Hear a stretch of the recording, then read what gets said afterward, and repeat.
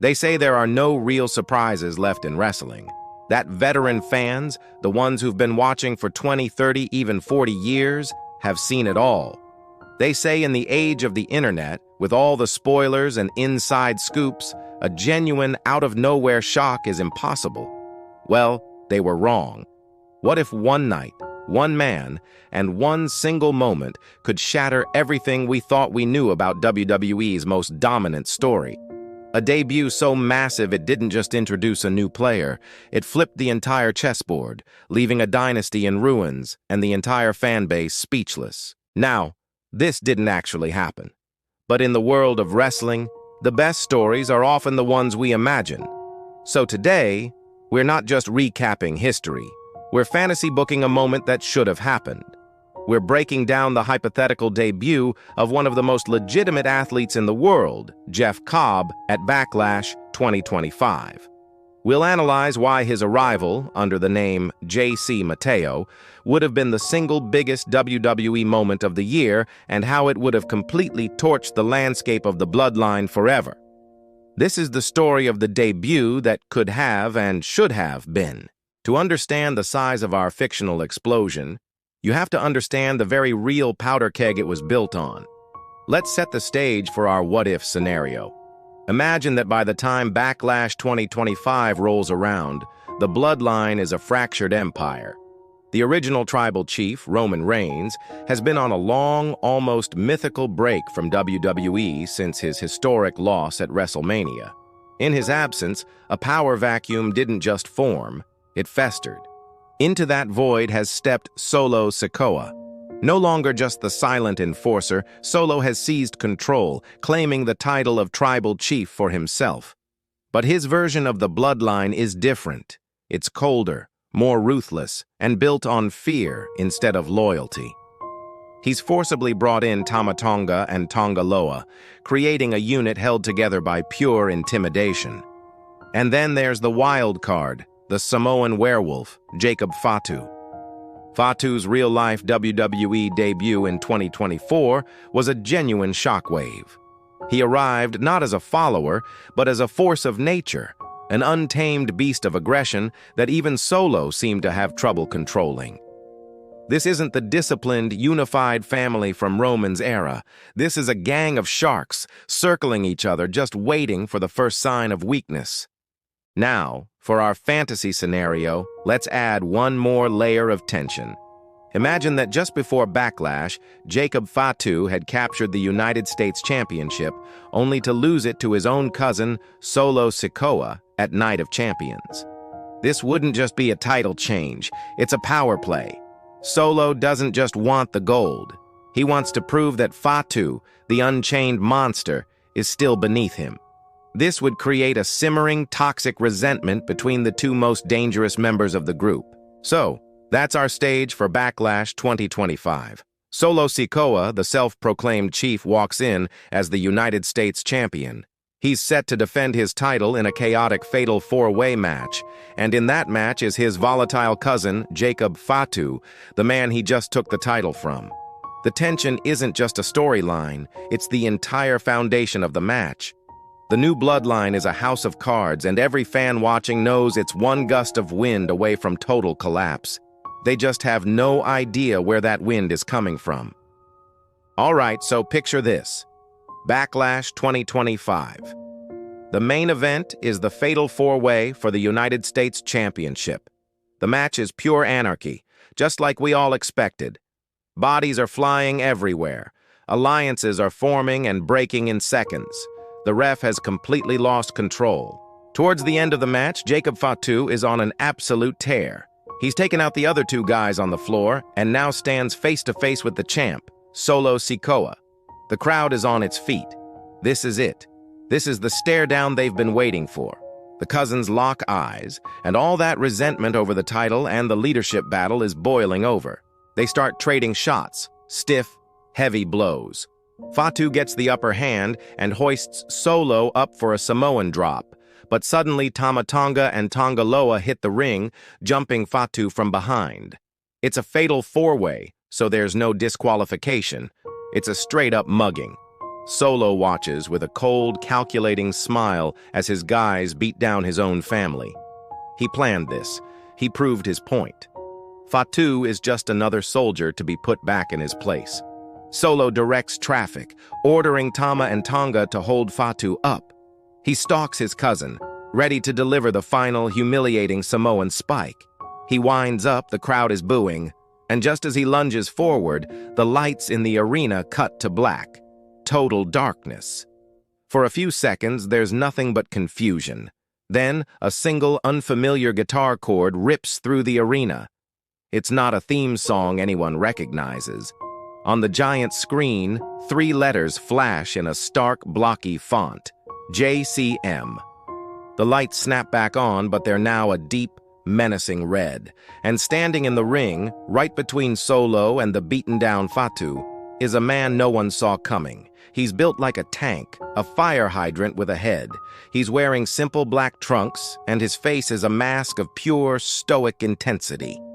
The camera pushes in, and the commentators, after a moment of stunned silence, finally find their voices. "Wait a minute, is that... My God, that's Jeff Cobb!" But the ring announcer's voice cuts through the noise, formal and chilling. Making his presence known, from Honolulu, Hawaii, JC Mateo. The name change just adds to the confusion. JC Mateo? This isn't just Jeff Cobb, the world-renowned athlete. This is someone new, a different kind of beast.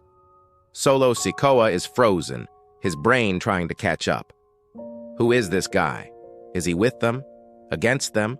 JC Mateo says nothing. He slowly turns his head, first glaring at Solo, then looking down at the battered Jacob Fatu. For a split second, it looks like he might join the bloodline. He and Fatu lock eyes.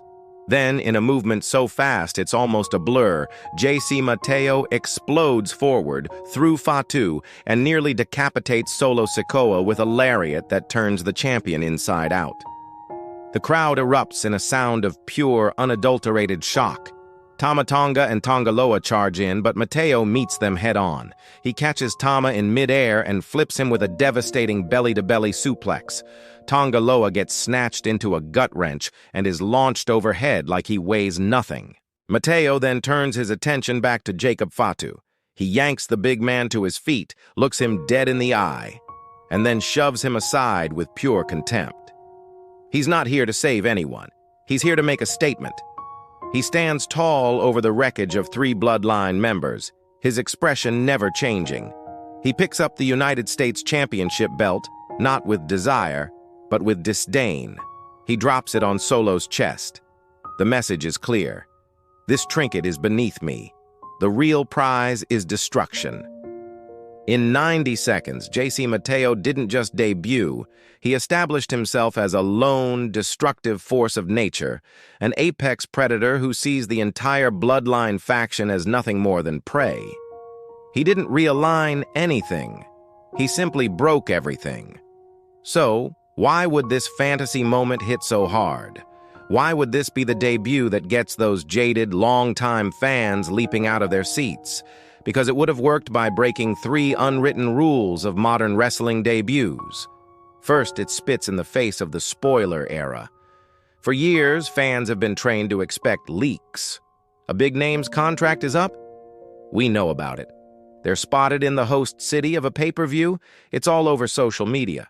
But Jeff Cobb, despite rumors, would have been a ghost. The ability to have him show up in WWE without a single concrete confirmation would be a masterclass in misdirection. The name change to JC Mateo is the final twist, a curveball designed to make even the smartest fans doubt what they're seeing. It creates that precious, "is that who I think it is?" feeling that's so rare today. Second, it completely subverts the pattern of picking a side. The modern formula is simple. A new star debuts to help a good guy fight off a faction, or they show up as the new monster for a villainous group. Fans would have immediately tried to put JC Mateo in one of those boxes. Is he here to back up Fatu against Solo? Is he Solo's newest, even deadlier enforcer? We all know the script. By having him attack everyone, leveling Solo, tossing his goons, and then disrespectfully shoving Fatu. He rejects the entire story. He's not here to join the narrative. He's here to become the narrative. This isn't about choosing a side in the Bloodline Civil War. It's about declaring war on the whole institution. Finally, and this is the most important part for veteran fans, it presents a threat built on pure legitimacy. Older fans remember when the athletes were presented as credible fighters. Jeff Cobb is a real-life Olympian. His background isn't a gimmick, it's a fact. His strength isn't a storyline, it's a physical reality. When a man like that arrives and effortlessly throws around established heavyweights like Tama Tonga and Jacob Fatu, it creates a completely different aura. This isn't a supernatural character or a cartoon villain. This is a believable athletic destroyer. That sense of credibility is what older fans have been missing, and this debut would have delivered it in spades. A debut like this doesn't just create a moment, it creates a dozen new questions. The fallout from JC Mateo's arrival would be immediate and catastrophic for everyone. First, what happens to Solo Sikoa and his bloodline? His authority is shattered. He was laid out, his title treated like garbage, and his enforcers were made to look like children. The illusion of his control is gone. This immediately reframes Jacob Fatu. Does Fatu, after being targeted by Solo's men and then disrespected by Mateo, now see Solo as a failed leader? Does he break away, maybe even turning into a good guy out of sheer necessity, to hunt both Solo and the new monster who embarrassed him? The Bloodline's internal conflict would explode into an all-out war. Second, what is JC Mateo's goal? He showed contempt for the U.S. title, so he's not a standard challenger. Does he have a manager, a mouthpiece, or is he a silent weapon of mass destruction? His mystery is his greatest weapon. His first official match instantly becomes the most anticipated fight in the company. Who is brave enough or dumb enough to step to him first? Does he target the top of the food chain, signaling he's coming for the World Heavyweight Championship and putting the entire main event scene on notice? And finally, the biggest question of all, how does the original tribal chief react? Somewhere, Roman Reigns is watching this all unfold. His family is in shambles, led by a man who was just publicly humiliated. A new unstoppable force has appeared and laid waste to the empire he built. Does this disaster finally trigger the return of Roman Reigns? Not as a heel, not as a face, but as a man forced to come back and restore order to his own house. A returning Reigns, having to deal with Solo's failed leadership, Fatu's feral rage, and JC Mateo's unstoppable onslaught, is arguably the most compelling story WWE could possibly tell. This is the kind of storytelling that gets fans talking, debating, and booking their own scenarios for weeks. It respects the history of the characters while dropping something completely new and unpredictable right in the middle of it. And that's what we love to do here. If you enjoyed this deep dive into what could have been, do us a favor and hit that subscribe button and turn on notifications so you never miss a breakdown. In the end, the hypothetical debut of Jeff Cobb as JC Mateo wouldn't have just been a shock for shock's sake. It would have been a masterstroke. It would have respected the intelligence of longtime fans by delivering a genuine surprise in an age where there are supposedly none left. It would have shattered the predictable formulas and injected a dose of legitimate athletic credibility into WWE's biggest storyline. It wasn't just a debut. It was a reset button, a force of nature that would have ripped through the established order and forced everyone, from the fans to the wrestlers to the absent tribal chief himself, to ask the most exciting question in all of pro wrestling. What happens now? But that's my take. What do you think? Am I overstating the impact? Or would the arrival of JC Mateo have been the exact kind of explosion the Bloodline story needed? Let me know your thoughts and your dream opponents for him in the comments below. Thanks for watching.